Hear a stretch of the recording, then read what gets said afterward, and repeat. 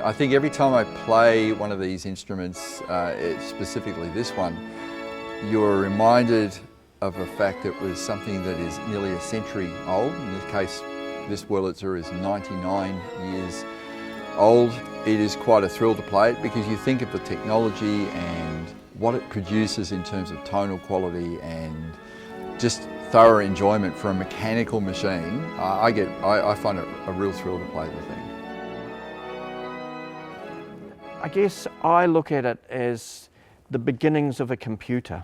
There's someone that you see pushing the keys on the console, and the pipes you can see in the chambers, and there's sound coming out of that.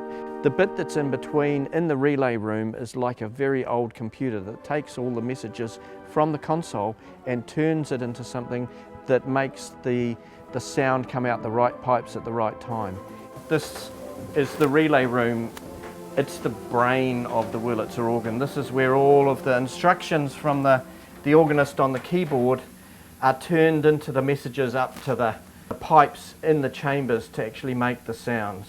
Very few people get the opportunity to come in here and see this wonderful 100-year-old technology.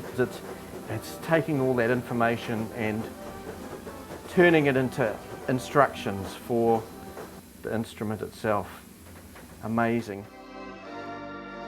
To play a theatre organ is quite a unique experience because effectively you're a one-man orchestra. I mean, the thing is called a unit orchestra, and we can show you why. This organ has 2 keyboards and pedals, as you can see, and your feet do the bass. So if you're playing your accompaniment manual is here and your solo keyboard is here, these are all your sounds, and they control all the pipes at footages, which are in the 2 rooms either side of us.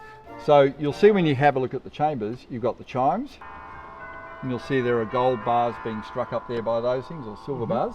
Sleigh bells, and then of course the chrysoglot, which is a bell-like instrument up there, which is... Then you've got the rhythms, of course. You've got the crash cymbal, bass drum.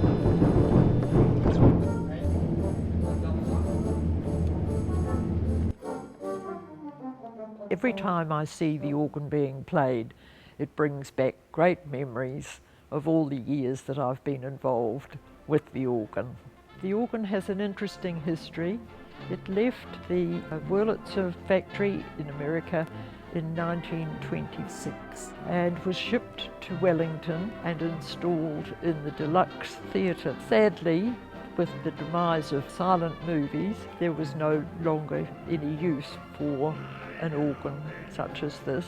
The late Eddie Aiken in Tokoroa bought it and introduced it into the honey shed for quite a number of years.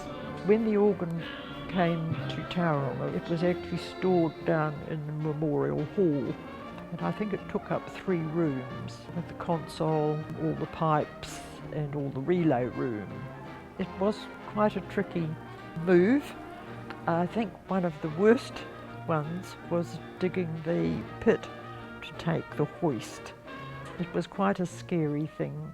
Osh would have been horrified to see men down in the pit, so it was quite a tricky situation.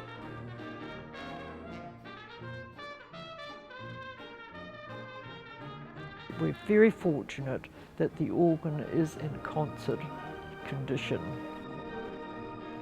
It's so special for us to get to be the home of the Wurlitzer here at Baycourt. It's one of 3 instruments in the country, but in the best working order, so that makes it even more special to us that we get to look after it, care for it and showcase it when we can as well. For an instrument that's nearly 100 years old, can be cantankerous, things do go wrong, they do break down, so that can be one of the challenges. But in the same token, to play an organ of that age and to be able to enjoy the sound and see other people enjoy the sound as well. Playing music that was written well after the instrument was built, I think is really something. I loved every split second of it, and it was lovely to hear that music way back. And I tell you what, my foot didn't stop tapping the whole concert. Oh, it's just so unique. You know, it is an instrument of many. We're really proud that we get to have this beautiful instrument here at Baycourt and for the audience to be able to see that time and time again.